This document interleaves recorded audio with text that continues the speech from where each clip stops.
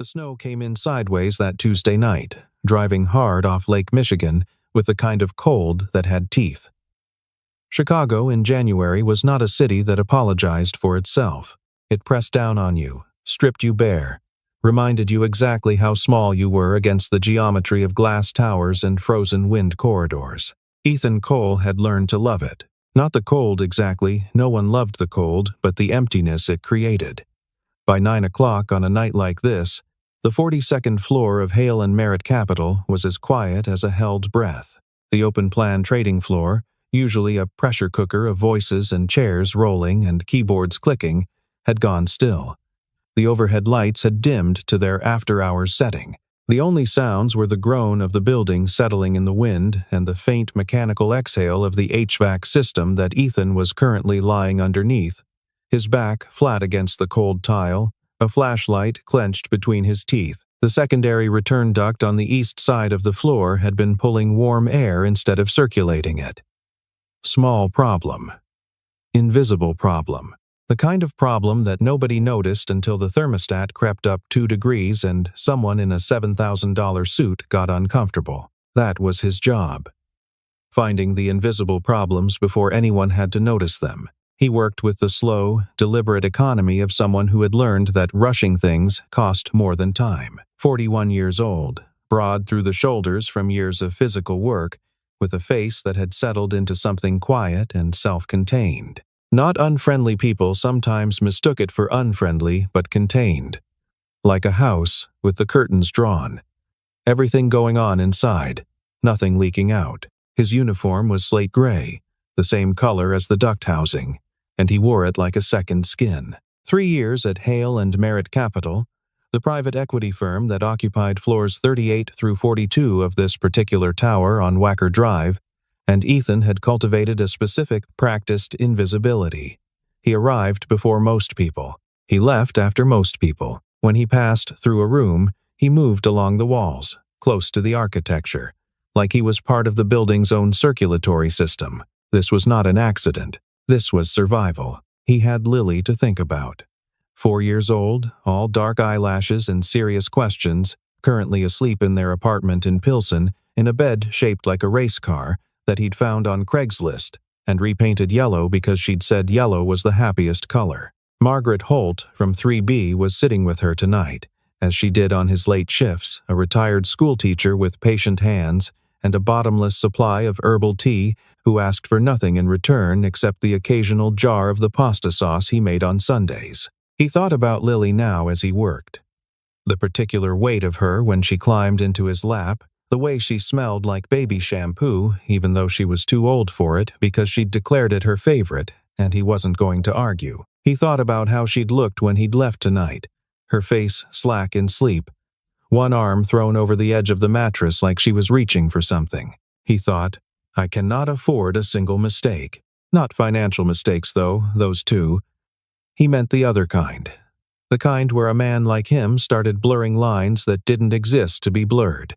Lines between floors, lines between job titles, lines between a woman like Victoria Hale and a man like Ethan Cole. He was deep in the duct housing, adjusting the damper actuator, when he heard her heels on the tile. He knew them before he saw her.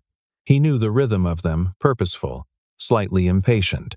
The sound of a person who moved through space as though it had been arranged specifically for them, which, at Hale and Merritt Capital, it largely had been. Victoria Hale, 44 years old, co-founder, managing director. The Hale in the firm's name. She had the kind of face that made you want to study it. Strong jaw, dark eyes that were always slightly narrowed as though she was running calculations, dark hair pulled back with an efficiency that suggested she'd stopped caring about how it looked, and somehow this had made it look better. She wore her authority the way other women wore jewelry lightly, as though she'd had it so long she forgot it was there. She stopped about 12 feet from where he was lying on the floor. He felt the change in the room, the way you feel a weather shift, a slight pressure differential, an awareness. He kept working. The actuator, she said. He hadn't expected her to know the word. He pulled himself out from under the duct housing and sat up, not quite standing, and looked at the floor beside her feet. Yes, ma'am. Secondary return on the east side. Should be resolved in about 20 minutes. I wasn't asking for a timeline. He paused. Understood. There was a silence. She didn't leave. Why won't you look at me? The question landed in the quiet room and didn't dissipate. It just sat there, waiting. Ethan kept his gaze on the floor beside her shoes. Good shoes. The kind that cost more than a month of his rent. Just focused on the work, ma'am. You've been on this floor dozens of times. Her voice wasn't unkind. It was precise. You've never once looked at me directly. I've noticed. That was the problem with people like her. They noticed. I'm just the maintenance tech, he said carefully. That's not what I asked. He stood up then, because staying on the floor felt suddenly wrong, and he redirected his gaze to the middle distance, the glass wall beyond her. The snowstorm pressing itself against the city, the orange-white glow of Chicago at night. He could feel her looking at him, the way you feel a hand near a flame. I should get back to this, he said. She was quiet for 3 full seconds. Then, of course, he heard her heels move away. He let out a breath he hadn't known he was holding, and he thought, good, keep it that way. He slid back under the duct housing. His hands, which had been perfectly steady all evening, had developed the faintest tremor. He noticed this with calm, clinical detachment. Then he focused on the actuator and willed himself back into invisibility. The apartment on South Paulina Street was 340 square feet if you were being generous and didn't count the bathroom, which Ethan had renovated himself over the course of 6 weekends 2 years ago, retiling the floor and regrouting the tub so that it felt less like a place that was barely surviving and more like a place that had been cared for. He was good at that. Taking something that had been neglected and making it functional again, making it decent. His own father had been a plumber who treated every pipe in every house as though it deserved his full attention, and Ethan had inherited this, not the plumbing specifically, but the philosophy behind it. Things broke. You fixed them. You did it right, or you did it again. He got home at 11:45. The snow was still coming down, muffling the city, and Pilsen was quiet in that particular winter night way, the street lamps casting circles of light in the white. He took the stairs instead of the elevator because the elevator in his building had a rattle he didn't trust, and when he pushed open the door to 2A, the smell of chamomile hit him first. Margaret Holt was asleep on the couch with a mystery novel open on her chest, her reading glasses still on, the small lamp creating a pool of amber light. She looked the way she always looked when he came home, like evidence that the world still contained gentle people. He touched her shoulder lightly. Margaret. She woke without startlement, the talent of someone who'd spent 30 years waking to school bells. She went down at 8:30, she said. Had 4 questions about whether whales dream. Did you have an answer? I told her, scientists think maybe yes. She was gathering herself up, her novel, her glasses case. She said that seemed right because water probably gave you good dreams. Margaret smiled at her shoes. She's something else, Ethan. I know. After Margaret left, he stood in the doorway of Lily's room for a moment. The race car bed with its yellow paint, slightly chipped now from a year of use. The stuffed elephant named Gerald, who had lost an eye and been lovingly repaired with a button. The glow-in-the-dark stars on the ceiling that he'd put up on a Sunday afternoon. Both of them lying on their backs on her floor, pressing stars to the ceiling until they ran out. Lily was on her side, one hand open near her face, Gerald tucked under her arm. Ethan thought about her mother sometimes, not with bitterness anymore, because bitterness required energy he didn't have, but with a kind of flat, factual sorrow. Rebecca had been 27 when Lily was born, and she'd stayed 6 weeks, long enough to determine that this was not, after all, the life she wanted. Long enough to leave a note on the kitchen counter that said, "I'm sorry. I know this makes me a terrible person. You'll both be better without me." He hadn't heard from her in 4 years. He didn't know if she was right about the better without her part. He suspected the question was irrelevant. He had what he had, which was this apartment, this child, and the specific shape of a life built around one priority. He ate leftover soup, standing at the counter, watching the snow fall past the window. His phone had a text from his friend Marcus, who worked in building services 2 towers down. Heard you're working the 42nd floor now. That's the Hale woman's floor, yeah? How's that going? Ethan stared at the message for a moment, then put his phone face down on the counter. Fine, he typed, eventually. He washed his bowl. He checked the lock on the door. He lay down on his side of the double bed. He still slept on one side. 4 years later. The left side. For no reason he could explain, and listened to the city under snow. Routine, he'd said. He thought about the way she'd said, "Why won't you look at me?" Not angrily, not playfully. With something that sounded almost like genuine curiosity, like it was a problem she was actually trying to solve.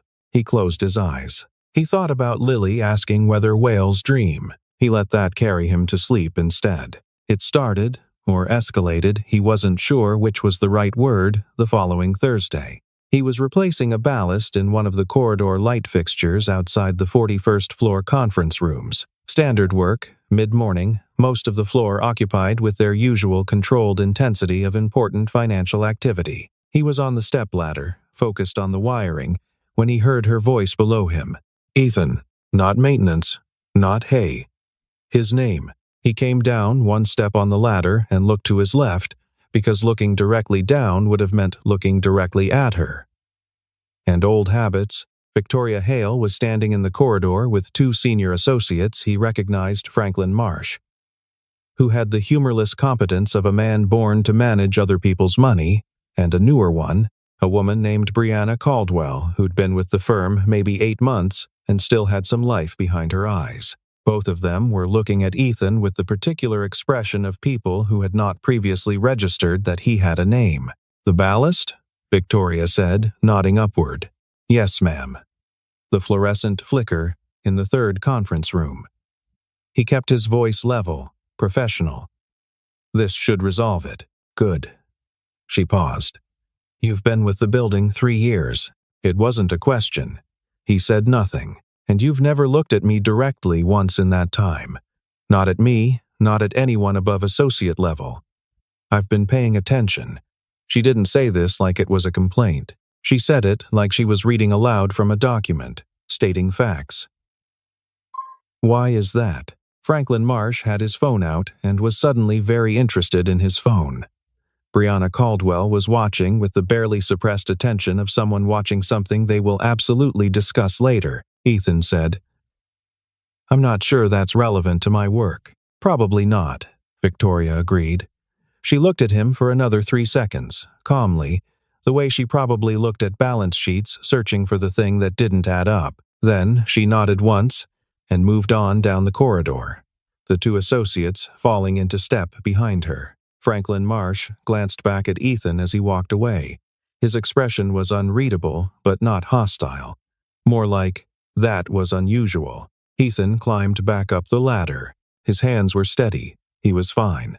He finished the job in 12 minutes, packed his tools with the same deliberate efficiency as always, and took the service elevator down to the maintenance floor. He sat on the bench in the break room, which was empty, and drank a cup of coffee that had been sitting on the burner too long, and stared at the institutional gray wall in front of him. She knew his name, which meant she had looked it up, which meant that after Tuesday night, she had thought about him enough to go to HR, or building management, and find out the name of the maintenance technician who wouldn't look at her. This was worse than the question itself. He could handle a question. Questions ended. You gave an answer or you didn't, and then the conversation moved on and both parties returned to their appropriate distances. But a person who looked you up. A person who used your name in a hallway in front of colleagues. Deliberately, not casually, with the specific intention of making you real. That was different. He thought about Marcus's text. "How's that going?" He got out his phone and typed, "Routine is getting complicated." Marcus texted back a single emoji, a snowflake, which was probably meant to be funny. Ethan didn't find it funny. He also didn't find it entirely wrong. 2 weeks later, another evening shift. The building was near empty again. A Friday with a winter storm warning, most of the professional class having had the good sense to clear out by 6. The snow this time was quieter, not the driving sideways kind, but a dense, purposeful vertical fall, the kind that accumulated on ledges and window frames, and made the city look like it was being slowly wrapped in gauze. Ethan was on 42, replacing a faulty motion sensor in the east corridor. Purely mechanical work, the kind his hands could do without his full attention. Which was perhaps why he heard her when she came out of her office at 8:15 and found him there. Victoria Hale stopped, looked at him, looked at the motion sensor. "Still here," she said. Not accusatory, just noting it. Almost done. She had her jacket off, sleeves rolled to the elbow, which meant she'd been at her desk for hours. There was a pen tucked behind her ear that she didn't seem aware of. He noted these things without looking directly at her peripheral attention was something he'd developed into an art form. She said, "There's no one else on this floor." "No, ma'am. You don't have to call me ma'am when there's no one else on the floor." He said nothing. She moved to the window at the end of the corridor, floor to ceiling, looking out over the river and the grid of lights going white under snow, and stood there with her arms crossed, not like someone who'd come to look at the view, but like someone who needed a moment to think. He kept working.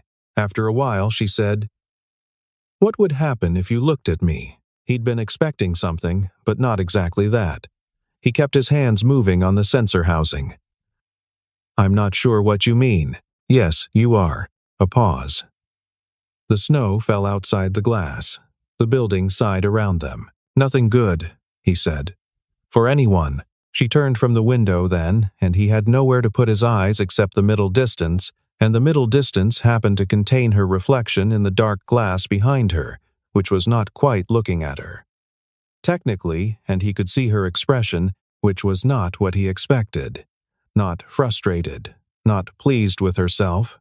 Something quieter than either of those things. "Who told you that?" she asked. "Nobody had to. The gap in job titles," she said. "Among other things." "What other things?" He finished with the sensor, clipped the housing back into place, gathered his tools. "I have a daughter," he said. "She's 4. Her mother left when she was 6 weeks old. My entire life is organized around making sure she has stability." He kept his voice even, informational. "I cannot afford to be the story that goes around.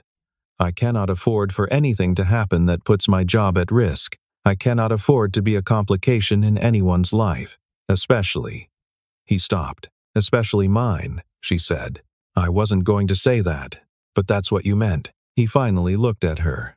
Not at her reflection. At her, directly. For the first time in 3 years. It lasted about 2 seconds. He looked away. "You have a daughter," she said, and something in her voice had shifted slightly, like a key changing. She was quiet for a moment. Then, "I see you. That's the problem." He picked up his bag. He said, very carefully, "Good night, Victoria," and he walked to the service elevator and pressed the button and waited with his back to the corridor, and he heard, just barely, her exhale behind him, something between a breath and a word that didn't form. The elevator came. He got in. He pressed basement. He stood with his eyes closed all the way down. Saturday, his day off. Lily woke him at 6:58 by climbing onto his chest and placing her hands on either side of his face in the specific way she had of demanding his full consciousness. "Daddy, Daddy." It snowed. "I know. There's so much snow. I know. Can we make a person in the snow? A snowman. A snow person," she corrected, with the dignity of someone who had given this thought. "Gerald wants to come." Gerald, the one-eyed elephant, did, in fact, come. Ethan dressed them both in approximately 7 layers each, Lily refusing the red mittens in favor of the blue ones, though the blue ones were a size too small, and they went to the small park at the end of their block and built a snow person of considerable ambition and limited technical quality. Lily gave it a carrot nose and 2 rocks for eyes and a scarf that was actually one of Ethan's old ones, and she stood back and regarded it with her hands on her hips in a posture that was entirely her own. "What should we call her?" she asked. "She's a she? Obviously. You name her." Lily thought about this with great seriousness. "Margaret," she said. "Like upstairs, Margaret, but a snow one." Ethan crouched down beside her, both of them looking at the snow person. Margaret would be honored. They went home and made hot chocolate with the little marshmallows, and Lily sat at the kitchen table with a piece of paper and a blue crayon, drawing something she refused to show him until it was finished. He made eggs. He put on the playlist she liked, which was mostly folk music from the 1970s that she had developed an inexplicable attachment to, possibly through Margaret's influence. The apartment smelled like eggs and chocolate, and whatever the particular warmth of a small child's contentment smelled like. He stood at the stove and thought, "This is the whole world. This is everything." Then, without deciding to, he thought about a woman standing at a glass wall 42 floors up, looking at falling snow with her arms crossed and a pen behind her ear. He flipped the eggs. "Daddy," Lily said, "do important people work in your building?" He looked over at her. She was still coloring, not looking at him, the blue crayon moving in careful circles. Some important people, yeah. What makes them important? He thought about this seriously, because she asked seriously and she deserved serious answers. "They make decisions that affect a lot of other people," he said. "Like you? Make decisions for me? Different scale, but the same kind of important?" He slid the eggs onto the plate. "You know what? Yeah. The same kind." She considered this, then held up her drawing. It was a building, a rectangle with many small squares for windows, and at the very top, a figure in gray that he recognized as himself, and tiny snowflakes all around. "That's you," she said, "being important in your building." He looked at the drawing for a moment too long. "Thank you, Bug," he said. She went back to coloring. He set the plate in front of her. He did not allow himself to think about dark eyes running calculations. He did not allow himself to think about the way a voice sounded when it said, "I see you," like it was a discovery and a problem simultaneously. He sat across from his daughter and watched her eat eggs and move a blue crayon and sing quietly to herself, and he thought about nothing else. He was mostly successful. It was the kind of thing that could only happen in the particular way that life occasionally arranged its coincidences with a total lack of subtlety. Third week of January. Ethan was taking the maintenance elevator between floors when he got the dispatch call. Elevator 3 on 42 was stuck between floors with one occupant.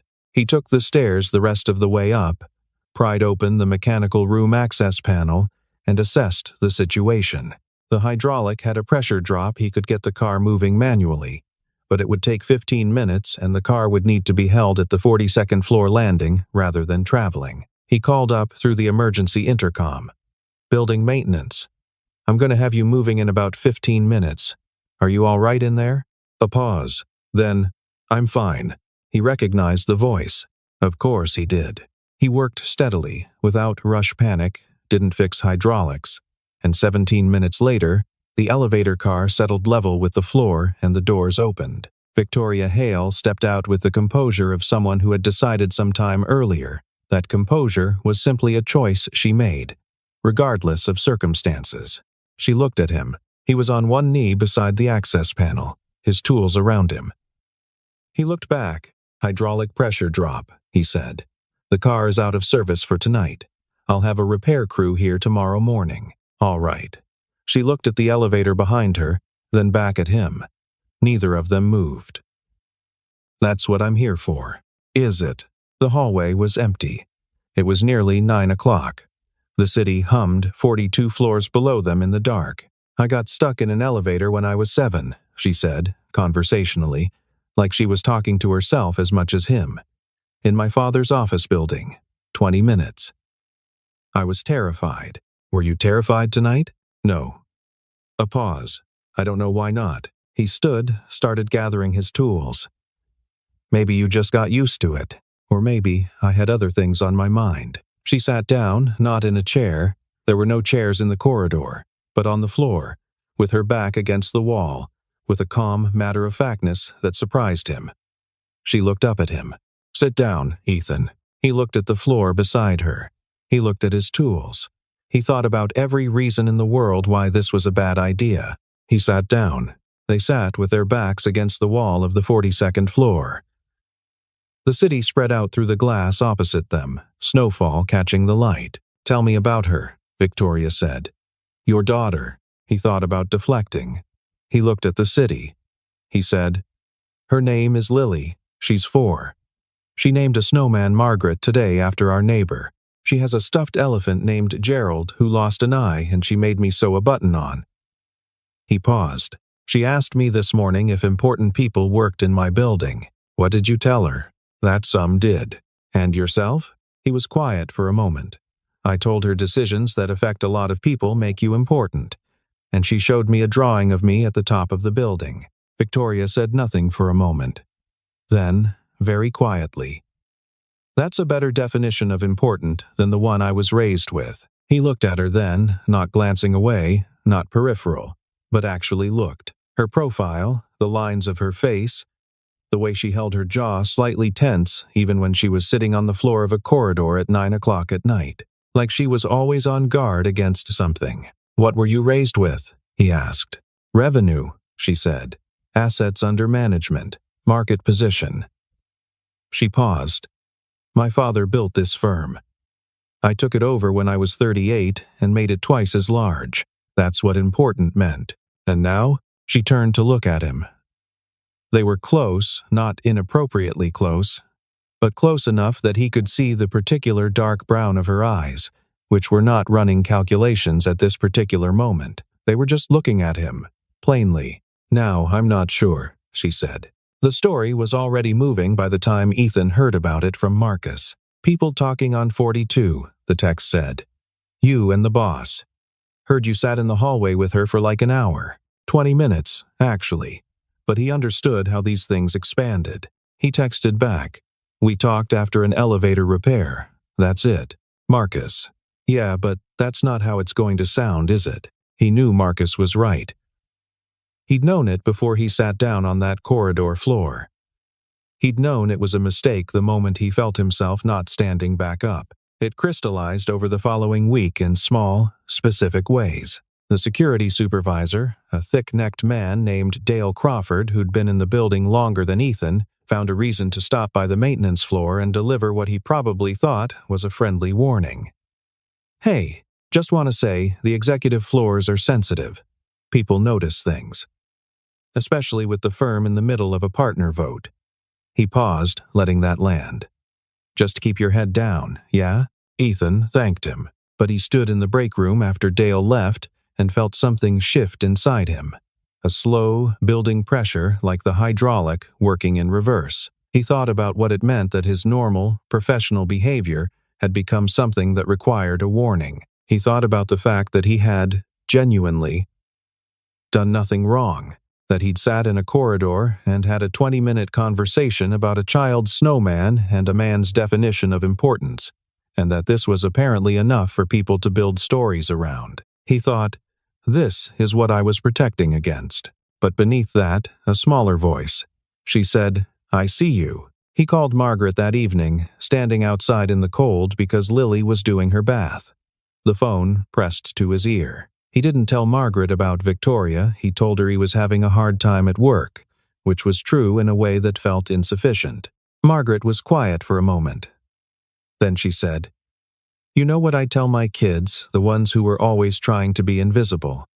I told them, invisible is just another word for lonely." He stood in the cold for a long time after hanging up.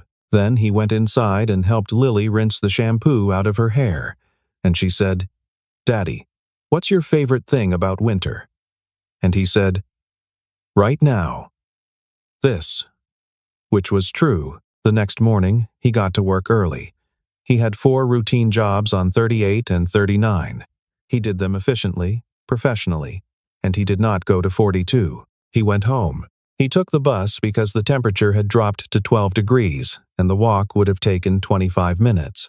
And he was tired in the specific way of a man who had been bracing against something all day. He sat near the back and watched the city scroll past the fogged window, corner stores and taqueries, and the yellow signs of laundromats, the ordinary human infrastructure of a neighborhood that asked nothing of him except to exist in it. He had always loved Pilsen for this. It didn't perform. It just was. He cooked pasta. Lily had been at the neighbors again.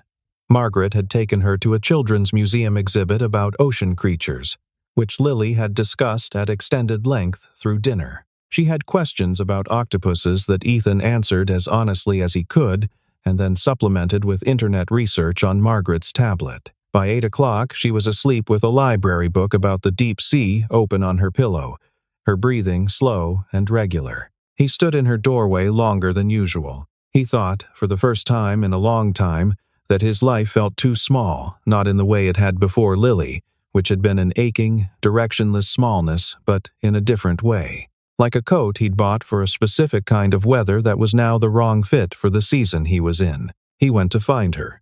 This was the part of the story he hadn't been able to write in his head ahead of time, because it required him to be a different person than the one he'd spent 4 years, becoming not a worse person, but a braver one, which was sometimes the same thing and sometimes not. He requested access to the 42nd floor through official channels for a routine inspection of the ventilation intake, which was not false.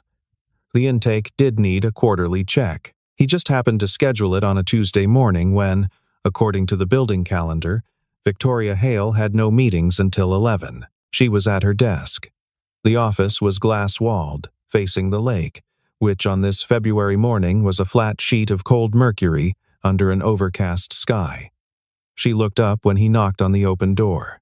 "Ventilation intake check," he said. "I'll be quick. It's in the ceiling panel behind you," she said. "I know where it is." He went to the panel. He opened it. He inspected it. His hands were steady. This time, he intended them to be. After 2 minutes, he said, without turning around, "I've been thinking about what you said."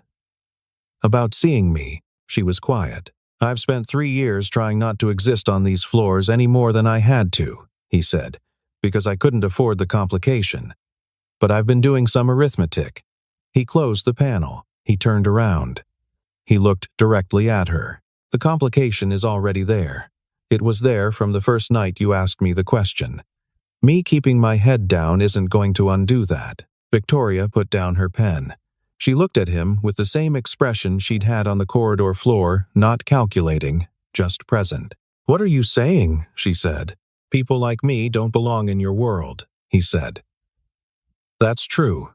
I'm not pretending it isn't. Our entire situation is set up in a way that makes this," he gestured between them, slightly awkwardly, a problem with a clear downside. She waited. "But I think your world might be broken," he said. "And I think mine might be smaller than it needs to be." She was quiet for a long moment. "You have a daughter," she said. "That doesn't scare you off?" "No." He paused. "Does it scare you?" She looked out the window at the gray lake, then back at him. "I don't know yet," she said, honestly. "I haven't had enough information." He almost smiled. "That seems fair. Are you asking me something, Ethan?" "I'm asking if you want to have dinner," he said. "Not here. Not in a place with tablecloths. Somewhere normal, where I can look at you properly for more than 30 seconds at a time." She looked at him for a long moment. A real look, the kind that assessed and accepted simultaneously. "Friday," she said. 7 o'clock. "You pick." He picked the Vietnamese place on North Milwaukee that he and Marcus went to sometimes, which had red plastic stools and a fish tank near the door, and served the best pho he'd had outside of a Vietnamese household, and which cost $14 a bowl. He told himself this was a test of some kind. He arrived 7 minutes early and sat at a table in the back and watched the door. The restaurant was half full, warm and steaming with the smell of star anise and bone broth, and 2 elderly men at the table nearest him were playing a card game with the unhurried ease of people who had been playing it for decades. She came in 2 minutes late in dark jeans and a coat he didn't recognize as expensive until later, and she stood in the doorway looking around the room with an expression that was not disdainful and not performatively comfortable. Just genuinely oriented, taking in the place. She found him. She came and sat down. "I like it," she said. "You haven't tried the food yet." "I like the fish tank." They ordered. The awkwardness he'd been anticipating, the chasm of context and class and all of it, the thing he'd been afraid would make the evening feel like a mistake, did materialize, briefly. in the first 10 minutes, and then something happened that he hadn't predicted. She asked about Lily, and he started talking, and the awkwardness dissolved the way ice dissolves in something warm, gradually and then completely. He told her about the snow person named Margaret.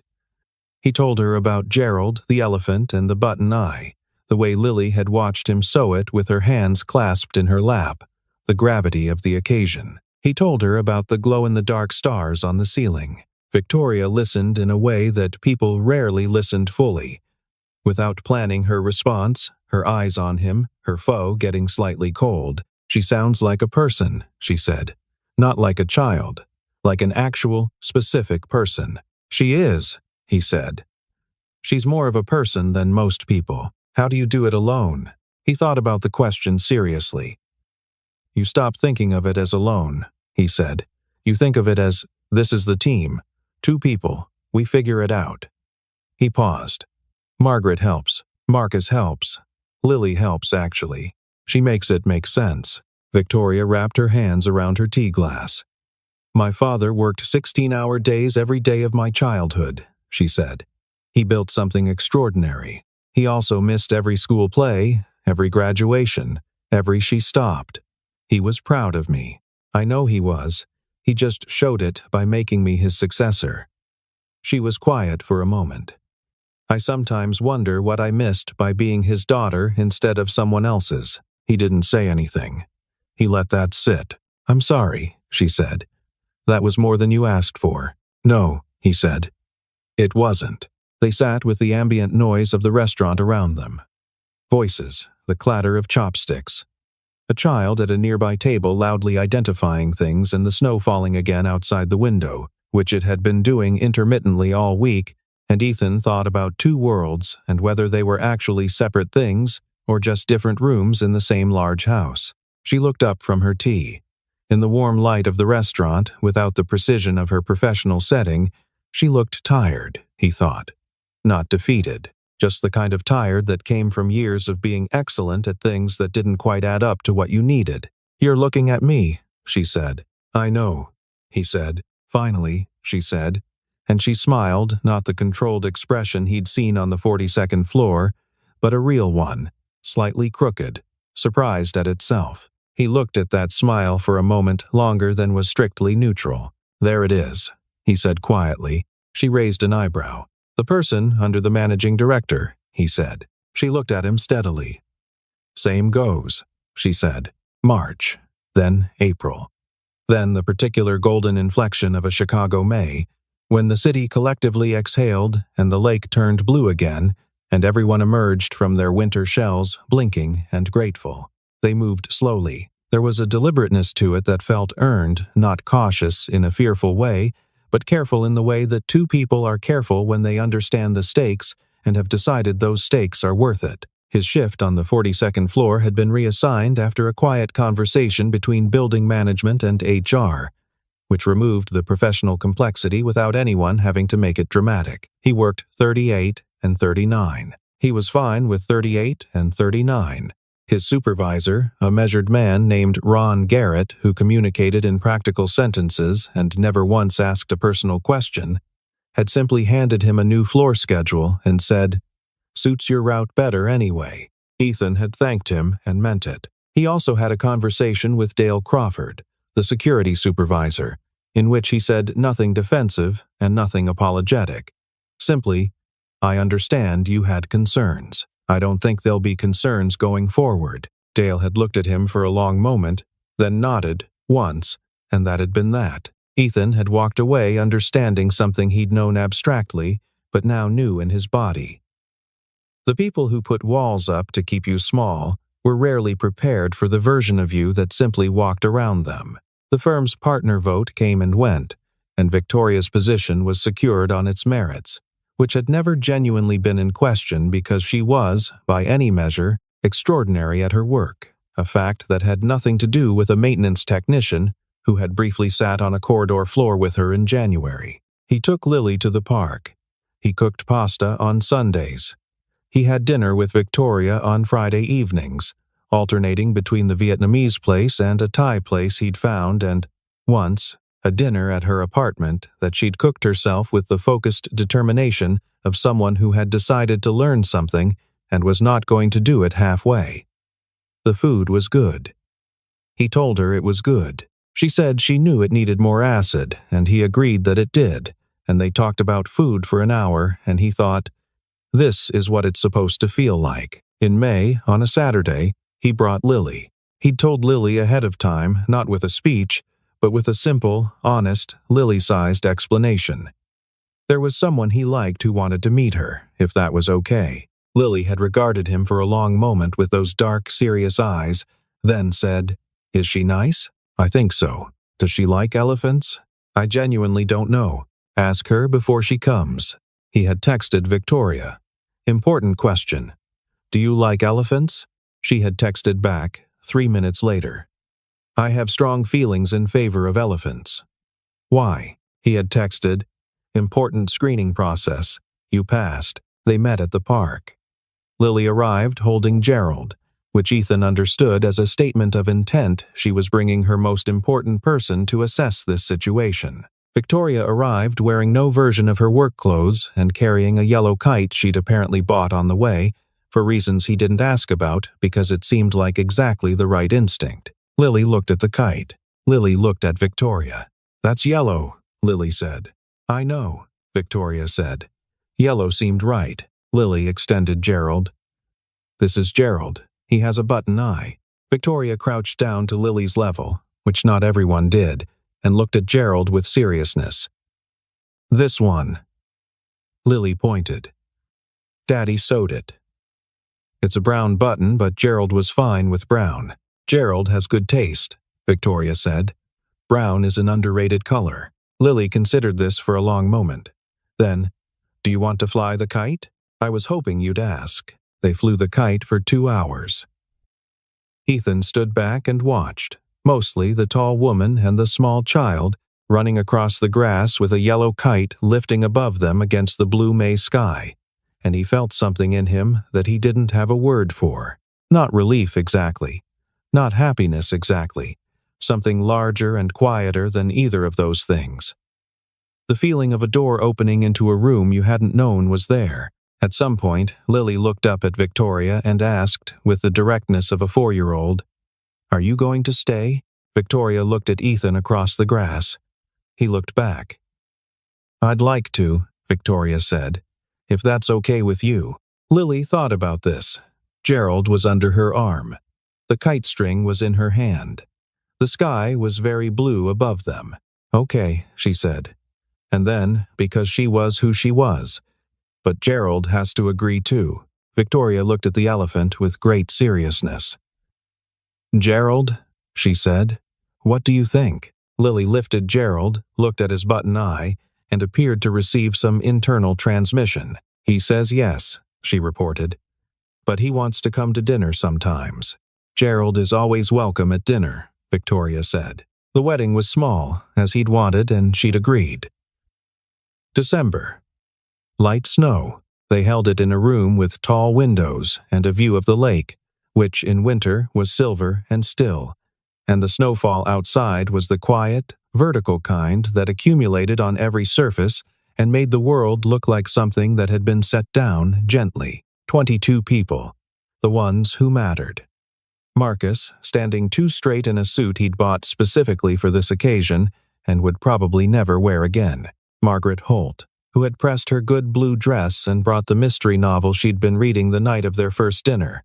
As a private joke she'd explained only to Lily. Ron Garrett from building management, who'd been surprised to be invited and who came anyway, standing near the back with the quiet decency of a man who knew his role in a story without needing to be told. Lily carried flowers, yellow ones, because that was obvious, and wore a white dress with a blue sash that she had insisted on, and a pair of shoes she'd practiced walking in for 3 days. Gerald, slightly battered now, rode in the inner pocket of Ethan's jacket.